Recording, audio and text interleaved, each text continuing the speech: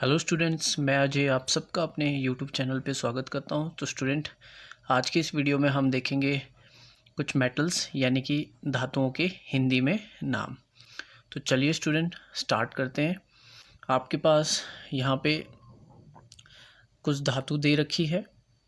इन धातुओं को हम हिंदी में क्या कहते हैं और साथ ही साथ इसके सिंबल भी, जैसे कि गोल्ड को हम रिप्रेजेंट करते हैं AU से, उसी तरह से सिल्वर को AG से, कॉपर को CU से, टिन को SN से, लेड को PB से, जिंक को ZN से, आयरन को FE से और एल्यूमिनियम को AL से।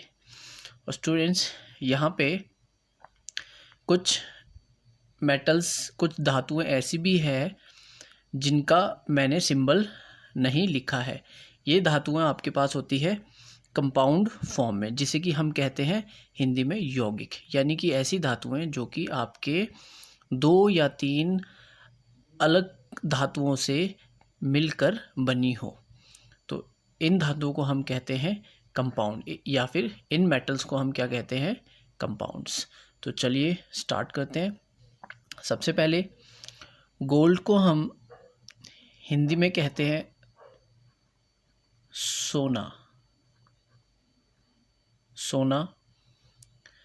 उसी तरह से सिल्वर को हम कहते हैं चांदी।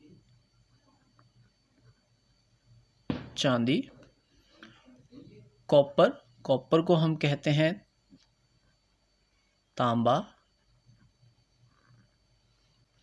और टिन को हम कहते हैं रांगा। उसी तरह से लेड को हम कहते हैं सीसा। और जिंक को हम कहते हैं जस्ता। और आयरन को हम सभी जानते हैं, हम कहते हैं लोहा। और ब्रास को हम हिंदी में कहते हैं पीतल। और ब्रॉन्ज को हम कहते हैं कांसा। और साथ ही साथ हम बेल मेटल को भी कांसा कहते हैं, और इसके साथ ब्रॉन्ज को हम कसकुट भी कहते हैं, कसकुट।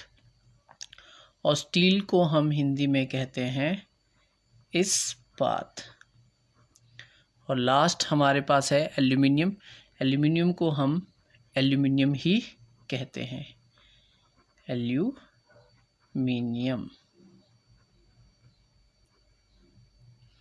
तो स्टूडेंट, ये थे कुछ धातुओं के नाम जिन्हें कि हम हिंदी में क्या कहते हैं, और साथ ही साथ कुछ ऐसे यौगिक यानी कि कुछ ऐसे कंपाउंड जो कि 2 या 3 मेटल से या फिर धातुओं से मिलके बने होते हैं। तो स्टूडेंट, आप सभी अपना ध्यान रखिए। Take care, bye bye.